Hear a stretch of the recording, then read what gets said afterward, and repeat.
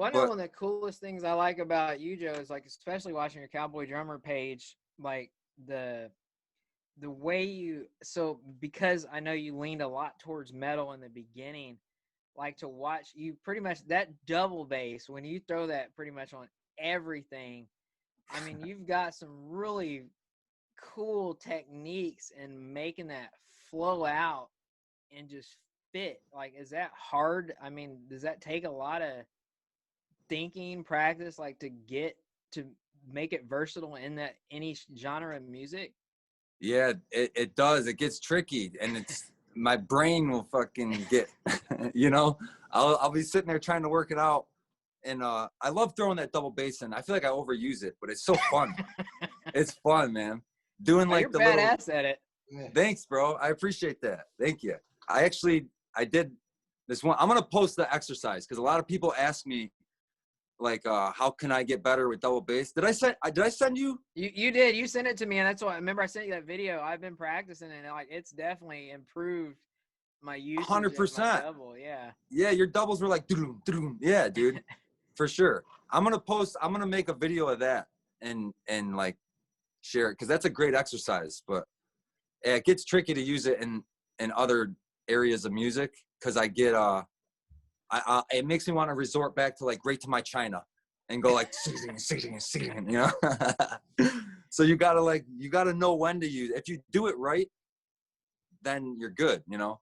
Right. It's about like when you do it, the timing, fucking like where did he play it, you know, what the placement and shit. That's what it's all about. Right. Sorry, I don't mean to interrupt you. We said Eric Moore, and I threw Tony Voister in only because I figured they would go like this because they're both very good. But who else? Who else are you recommending people listen to expand their drumming vocabulary? Yeah, okay, yeah, that's good. Actually, I like when you said Dennis Chambers because he's one of my early like favorites as well. Dennis Chambers for sure. And then another big one was Todd Zuckerman. Oh yeah, he's a monster. Yeah. Mm-hmm. That guy's a monster, man. He will really like if you watch. Damn, there's one video. I'll have to repost it. But he does like this triple with his fingers, and he shows you how to do it. Mm-hmm. That guy is like completely world class. He's one of my favorites. Who else was I really into? The dude from Dave Matthews Band. Carter Buford or Beaufort? Yeah, yeah. Yeah. I remember I got backstage, not back. Yeah, I was behind the stage because they came to Rochester. Maybe I don't even know, 15 years ago. I was a little kid. I was behind stage, like 10 feet from Carter the whole time because Nice. dude, it was sick. My dad knew the people at the Blue Cross Arena, so every time a concert came in, we got in, you know, for free. We would get the best seat. Oh, that's awesome. I was like watching that guy. He was my favorite drummer for sure growing up. Nice. He's got to be Carter. Yeah, he was the main one. How about okay. So those but they all have a singer. Well, actually, you could tell by the way they play. Zuckerman could play anything. Carter could play anything. You just tell by the way they play in their rock settings that they're versatile because of the phrasing that right. they use and stuff and the techniques that they're using. You can tell that they have a very full toolbox of stuff to grab from. 100%. Just like Exactly. Simon Phillips, too. If you guys ain't checking out Simon Phillips, man, you guys are insane. Talk about another incredible drummer. Oh yeah, absolutely, 100%. You can watch those guys play, just like you said, and you can tell that like the chops they're playing in that genre, they got from, you know, like they're versatile guys, man. Like that Eric Moore dude, he's fucking like gospel. Those gospel guys, unbelievable.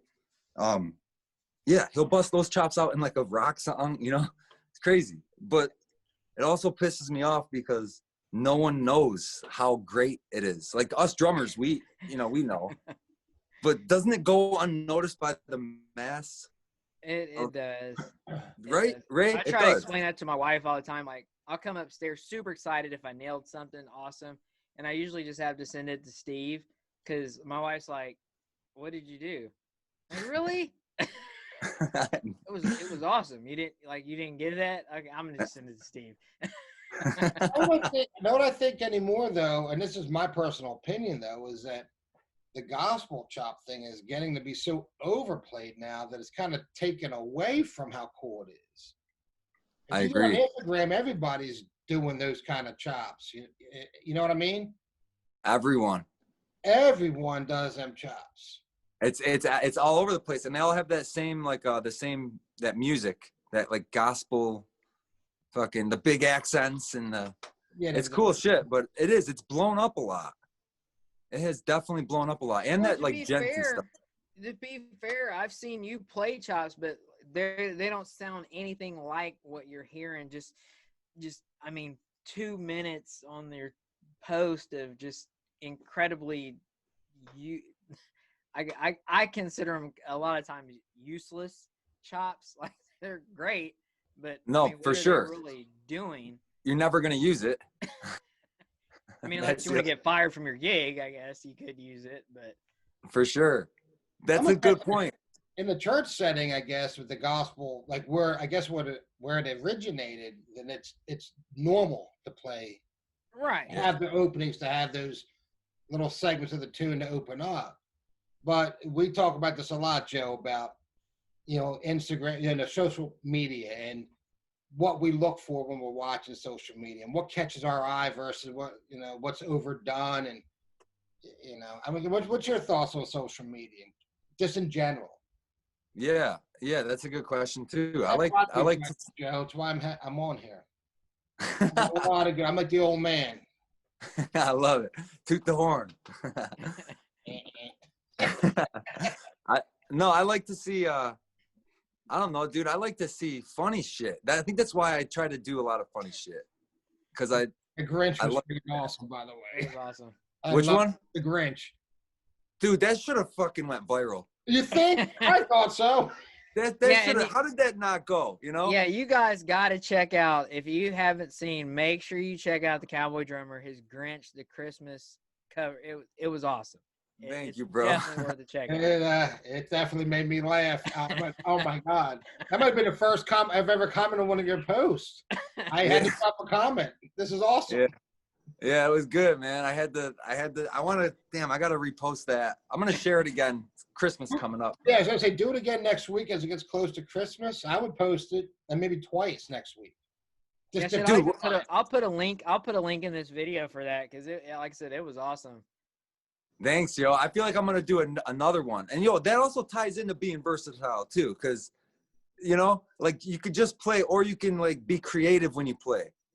That ties into it. You're definitely creative. Yep. Thanks, yo. I appreciate that too. But with the Grinch thing, I'm gonna do a different one. I don't know. I'm not gonna destroy any drum sets. Maybe that's what I was gonna do. Don't. Isn't that a Grinch move? It is a Grinch move, but man, the purists like us will be like, oh no. I know. He didn't steal that kit, did he? I know, dude. Come on, you've already got enough kickback for throwing cymbals across fucking rooms and shit. A lot of kickback, and I'll message some of the guys personally, like, yo, dude, I'm like, listen, I'm not trying to offend you. I apologize, but I got blocked from a lot of those drum groups too. Really? Yeah, they blocked me, except for like one. Wow. Man, drums are supposed to be fun. That's why I feel like, I stress a lot over it too, though. Yeah. I'll try to work out a pattern. I get stressed, but that's another thing. Like just listening to all different types of music, it really does help. Like I can't stress that enough. It just will help you as an overall drummer, and I want people to fucking know that. Like I want people to like understand that and practice it. I know a lot of kids that are just like, okay, there's a kid in my city here who's a great drummer and he plays in like a hardcore band. And he's awesome, but he'll message me a lot and say like, oh, dude, can you help me with this? How can I do this? How can I do that? And I tell him what to do. Like I'll give him songs to listen to and drummers to listen to, but he doesn't like it, so he won't do it. Right. That's what I'm trying to like squash. Somehow. If you looked at the lineage of a lot of our favorite drummers, now my favorite drummers go back because I'm older, so mine are the Bonhams and the Keith Moons and back in that generation. But if you look at who I'm not gonna put Keith Moon because he was in his own world. But look, the Bonhams and the Ginger Bakers and guys. They were listening to jazz guys. So everybody was pulling from all these different things and created their own little hybrid of drumming. So if you listen to John Bonham, you probably never in a million years think he was in the Gene Krupa and Buddy Rich and into the R&B and stuff like. You know what I mean? Because he was such a heavy, known for Zeppelin drumming. But if you really listen to what he was playing, he had a swing to it. And that's kind of the message here about being versatile is all the names you're mentioning, the Eric Moores, Tony Worcester Jr., Sarah Thaw, pick a name, Dennis Chambers, they are all extremely versatile drummers. And then when they play, they meld it and it just comes out as them. 100%. Like Jeff Porcaro too, when he did the Purdy Shuffle. Yep.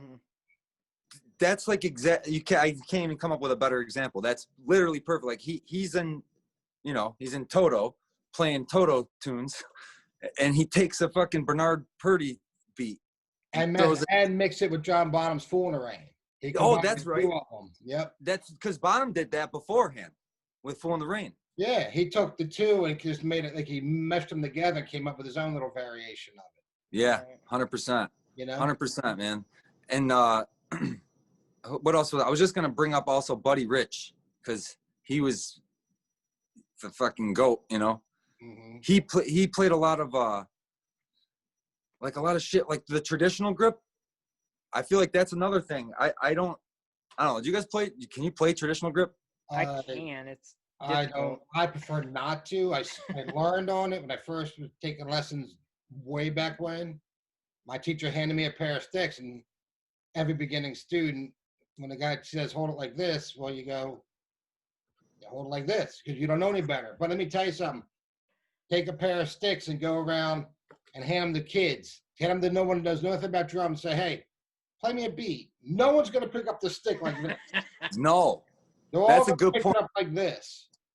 And listen, and I'm not here to advocate one versus the other because I do, man, I watch Weckel and Gadd and Caliud and those guys and the way they can blister with traditional. But if I'm correct in the history of it, it was created because of the way back in the Revolutionary War days, the drums were tilted. Yeah. But the only way they could hit it was to hold the stick like this. And that's right. As a teacher, someone who I've taught for many, many years, one technique, a separate technique. Why not just teach them one technique?